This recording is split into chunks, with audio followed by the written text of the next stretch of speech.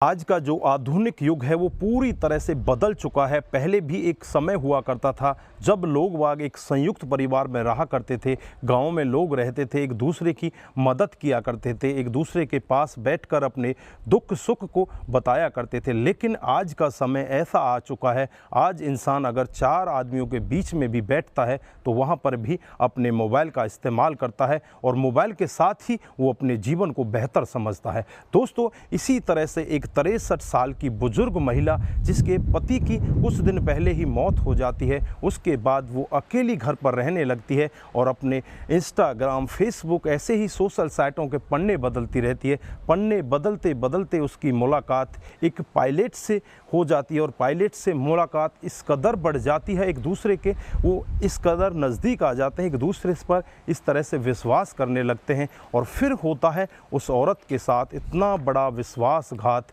1,95,00,000 रुपए की रकम उससे लूट ली जाती है, उससे ऐंठ ली जाती है, उसे पता तक नहीं लगता। जब उसे भनक लगती है तो उसकी आंखें फटी की फटी रह जाती हैं, वो चारों तरफ से लुट जाती है, बर्बाद हो जाती है, उसके पछतावे के सिवा उसके पास कुछ रहता ही नहीं है। दोस्तों, अगर पूरा मामला आप भी सुनेंगे तो आप भी एक बार सुनकर सोचने के लिए मजबूर हो जाएंगे कि ऐसे साइबर ठग हमारे देश में, हमारे समाज में इस तरह से खुले घूम रहे हैं, इन पर किस तरह से अंकुश लगाया जाए। दोस्तों, पूरा मामला जानने के लिए वीडियो के साथ अंत तक जरूर बने रहिए। नमस्कार, जय हिंद। आप देख रहे हैं APH न्यूज़ राहुल रावत के साथ। तो दोस्तों, आज की जो मैं हकीकत की घटना आपको बताने जा रहा हूं, हरियाणा में एक बहुत ही अच्छा सिटी है जिसका नाम गुरुग्राम है, जिसे मिनी मुंबई के नाम से भी जाना जाता है। इसके सेक्टर 86 की ये हकीकत की घटना है। चोपड़ा नाम की एक औरत जिसकी उम्र 63 साल होती है, इसकी 2 बेटियां होती हैं, अच्छी खासी बेटी भी पढ़ी लिखी होती हैं और जो इसका बेटा होता है सॉफ्टवेयर इंजीनियर होता है, जो मुंबई में एक अच्छी कंपनी में जॉब करता है। इधर जो इसके पति होते हैं उनका 2017 में देहांत हो जाता है। उसके बाद ये महिला घर पर अकेली रहने लगती है और अकेली रहते हुए फेसबुक, इंस्टाग्राम, व्हाट्सएप इस तरह के ये सोशल मीडिया के पन्ने पलट पलट कर अपना जीवन ऐसे ही व्यतीत कर रही होती है। दिसंबर 2022 के पहले सप्ताह का समय होता है जब ये इंस्टाग्राम आईडी चलाती है, तो इसकी इंस्टाग्राम आईडी पर एक फ्रेंड रिक्वेस्ट आती है। फ्रेंड रिक्वेस्ट भी एक एलेक्स बेली नाम के लड़के की होती है जो अपने आप को पायलट बताता है। अब उससे इसकी धीरे धीरे बातचीत होने लगती है। 2 दिन का ही समय बीतता है। इन 2 दिनों के भीतर इनकी बातचीत इंग्लिश में होती है, लेकिन इस तरह से बातचीत का सिलसिला आगे बढ़ जाता है। वो लड़का इससे कहने लगता है कि मैं ज़्यादा टाइम इंस्टा पर नहीं देता, अगर मेरे से आपको बातचीत करनी है तो आप मेरा व्हाट्सअप नंबर ले लीजिए, मेरे से आप व्हाट्सअप पर बातचीत कर सकती हैं। उसके बाद व्हाट्सअप का नंबर ले लिया जाता है। व्हाट्सअप का नंबर लेने के बाद धीरे धीरे इनकी बातचीत शुरू हो जाती है। लगभग 4 से 5 दिन का समय बीतता है। वो लड़का कहता है कि मैं तुम्हारे लिए एक गिफ्ट भेजना चाहता हूँ। इस पर जो बूढ़ी औरत होती है वो कहती है कि मुझे इस सब की ज़रूरत नहीं है, लेकिन वो लड़का इससे फिर जिद करता है, तो जिद की वजह से ये औरत भी मान जाती है और कहती है कि ठीक है, लेकिन ज़्यादा कॉस्टली कोई भी उपहार ऐसा मत भेजना जो ज़्यादा कीमती हो। इस पर जैसे ही 5 दिसंबर 2022 का दिन आता है, दोपहर के 12:30 बजे का वक्त होता है, इस महिला के पास एक फ़ोन आता है और फ़ोन में वो अपने आप को वो शिपिंग अधिकारी बताता है और कहता है कि मैडम, आपके नाम एक बहुत बड़ा गिफ्ट आया है और इस गिफ्ट को छुड़ाने के लिए आपसे जो सरचार्ज लिया जाएगा वो 35,000 रुपये का होगा। मैडम कहती है कि ऐसा कौन सा गिफ्ट तुम लेकर आ रहे हो? फिर वो कहता है कि मैडम, अगर इसका वज़न आप सुनोगी तो आप भी कहोगी कि मेरे लिए बहुत बड़ा गिफ्ट भेजा गया है, इसके लिए आपको 35,000 रुपये देने की ज़रूरत है। अब मैडम सोचने लगती है कि कितना बड़ा गिफ्ट भेज दिया है, उस सब के लिए वो 35,000 रुपये तुरंत ही अपने अकाउंट से बिना कुछ सोचे समझे उसके बताए हुए अकाउंट में ट्रांसफ़र कर देती है। उसके बाद फिर और एक बड़े अधिकारी का फ़ोन आता है। जैसे ही 10-15 मिनट बीतते हैं और बड़ा अधिकारी कहने लगता है कि आपका जो पैकेट आया है वो बहुत ही बड़ा है, इसमें आईफोन है, जेवरात है और $80,000 हैं। जो $1 की कीमत आपको पता है 80 रुपये है, लगभग 64 लाख रुपए के तो आपके डॉलर हैं। बॉक्स की कीमत है 80 लाख रुपए की है।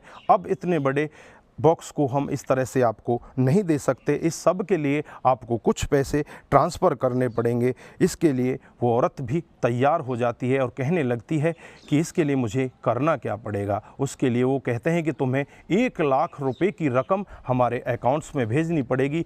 ये सरकारी अकाउंट है, यहाँ से आपका ड्यूटी टैक्स लगेगा। उसके लिए मैडम तैयार हो जाती है और बिना कुछ सोचे समझे 1 लाख रुपए की रकम भी उस अकाउंट में ट्रांसफ़र कर देती है। थोड़ी देर बाद ही एक और अधिकारी का नंबर आता है। वो उससे कहता है कि तुमने गलत नंबर पर ट्रांसफ़र कर दिए, तुम्हें तो दूसरे नंबर पर करने थे, तुम्हें 1 लाख रुपए नहीं 95,000 रुपये की राशि ट्रांसफ़र करनी थी। अब मैडम सोचने लगती है कि ये हो क्या रहा है, इसमें क्या है इतना बड़ा गिफ्ट जो इतने सारे पैसे देने पड़ रहे हैं। लेकिन 80 लाख रुपए का लालच उसे इस कदर सताने लगता है। उसे ऐसा लगता है कि तेरे पास 80 लाख रुपए आ रहे हैं, अगर तू इनको 2-3 लाख रुपए दे भी देगी तो तेरा कुछ भी नहीं बिगड़ेगा। उसके बाद 95,000 रुपये भी बताए हुए नंबर पर ट्रांसफ़र कर दिए जाते हैं। फिर वो उसी लड़के से व्हाट्सएप पर बात करती है जो अपने आप को पायलट बताता है और उससे कहती है कि तुम्हें इतने बड़े गिफ्ट भेजने की क्या ज़रूरत थी। पर वो लड़का कहता है कि तुम्हें टेंशन लेने की ज़रूरत नहीं है, मेरे पास पैसों की कोई कमी नहीं है,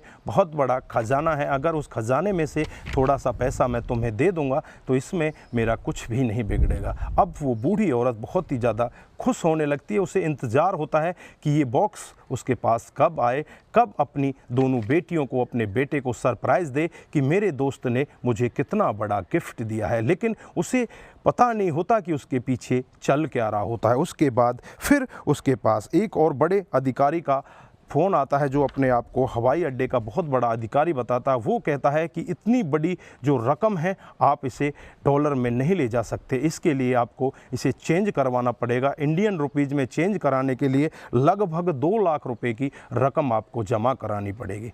इस पर मैडम फिर उसी लड़के से फ़ोन करती है और फ़ोन करके कहती है कि ये लोग क्या कर रहे हैं, मुझे किस झंझट में तुमने फंसा दिया है। इस पर वो लड़का कहता है कि कोई बात नहीं, 1-2 लाख रुपए की तो बात है, इनको दे दो, बाकी जो पैसे हैं तुम्हारे पास आ जाएंगे। अब वो मैडम बिना कुछ सोचे समझे बूढ़ी औरत फिर 2 लाख रुपए का इंतज़ाम करती है और 2 लाख रुपए बताए हुए नंबर पर ट्रांसफ़र कर देती है। ट्रांसफ़र करने के बाद उनसे कहा जाता है कि अब आपकी शिपिंग तैयार हो चुकी है और अब 1-2 घंटे के अंदर ही आपके घर पहुंच जाएगी। वो बूढ़ी औरत इतना खुश होने लगती है, उसे लगने लगता है कि तुझे तो एक चिराग मिलने वाला है, अलादीन का चिराग, जिसे छूते ही तुम माला माल हो जाएगी। लेकिन उसे नहीं पता था कि इस तेरे पीछे हो क्या रहा है। उसके बाद संयुक्त राष्ट्र आतंकवादी विरोध विभाग से उसके पास फ़ोन आता है।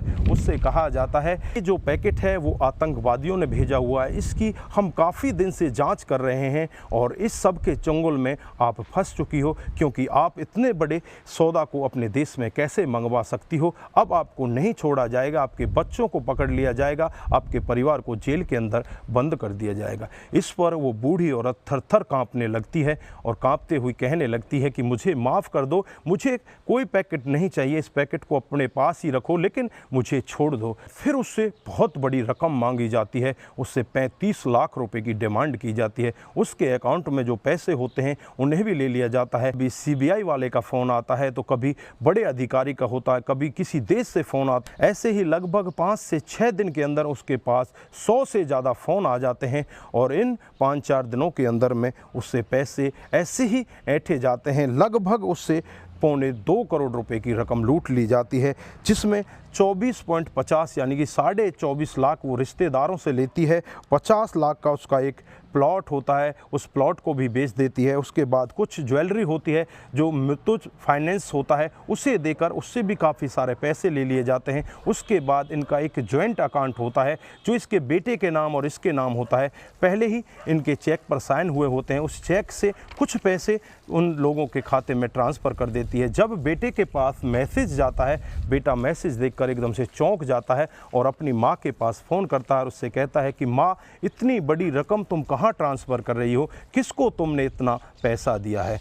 फिर माँ कहने लगती है कि बेटा, मैंने तुम्हारी रक्षा के लिए पैसा दिया है, मैं एक बहुत बड़े जाल में फंस चुकी हूँ और उस जाल से बचने के लिए मैंने ये पैसे दिए हैं। फिर बेटा तुरंत ही भागा भागा मुंबई से अपनी माँ के पास आता है और माँ के सारे अकाउंटों की चेकिंग कराता है तो पता चलता है लगभग 1,95,00,000 रुपए की राशि उन लोगों के खाते में ट्रांसफ़र की गई है। अब माँ से कहने लगता है कि माँ, हमें पुलिस स्टेशन जाना होगा, लेकिन माँ घबराते हुए कहने लगती है कि अगर हम पुलिस स्टेशन गए तो तुम्हारी जान को खतरा होगा। उन्होंने कहा है कि तुम्हारी दोनों बेटी हैं और बेटे को जान से मार दिया जाएगा, उन्हें उठा लिया जाएगा, सदा सदा के लिए जेल के अंदर बंद कर दिया जाएगा। माँ बहुत ही ज़्यादा घबराती है, घबराते हुए कहती है कि लोगों को जब इस सब के बारे में पता चलेगा तो लोग क्या सोचेंगे कि एक बुजुर्ग महिला जो एक पायलट के प्यार के चक्कर में इस तरह से फंस गई और इस तरह से पैसे उसके खाते में ट्रांसफ़र करती है। अब बेटा बिना कुछ सोचे समझे अपनी माँ को लेकर नज़दीकी साइबर क्राइम थाने में पहुँचता है और वहाँ जाकर इस सब के बारे में रिपोर्ट दर्ज कराई जाती है। फिर अप्रैल 2023 के महीने में इस सब का उजागर होता है। सोशल मीडिया के जरिए, टेलीविज़न के जरिए लोगों के पास ये खबर आती है कि किस तरह से एक 63 साल की बुजुर्ग महिला से इतने पैसे ठग लिए जाते हैं। लगभग 2 करोड़ रुपए उसके अकाउंट से इस तरह से लूट लिए जाते हैं। एक लड़का उसे पायलट बनकर इस तरह से फंसाता है। ये मामले लगातार हमारे देश में बढ़ते जा रहे हैं। उसके बाद पुलिस एक्शन मोड में आती है और उन तमाम लोगों के खिलाफ पूरी कार्रवाई करने का आश्वासन देती है। जल्द ही उन्हें ढूंढने का दावा करती है। पायलट बनकर उस औरत को फंसा रहा था, ये लड़का भी इंडिया का ही होगा। ये बहुत बड़े साइबर ठग होते हैं, इसी तरह से लोगों को फंसाते हैं।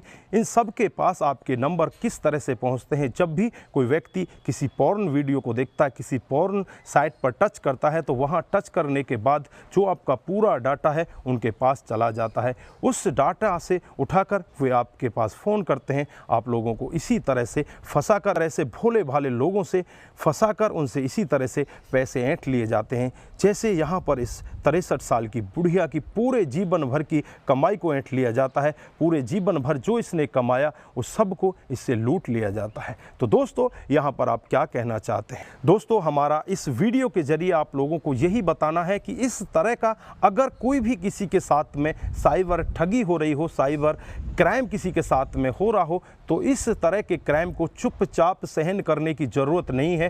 पहली बार में ही आप लोग समझ सकते हैं, पहली बार में ही आप लोग इसे नज़दीकी पुलिस स्टेशन में जा सकते हैं, नज़दीकी लोगों को बता सकते हैं, सोशल मीडिया का सहारा ले सकते हैं और बहुत सारे ऐसे चैनल हैं जिनके द्वारा इस सब का उजागर करा सकते हैं। दोस्तों, इस तरह से किसी को भी लुटने की ज़रूरत नहीं है, अपने आप को बचाने की ज़रूरत है, अपने आप को सतर्क रखने की ज़रूरत है।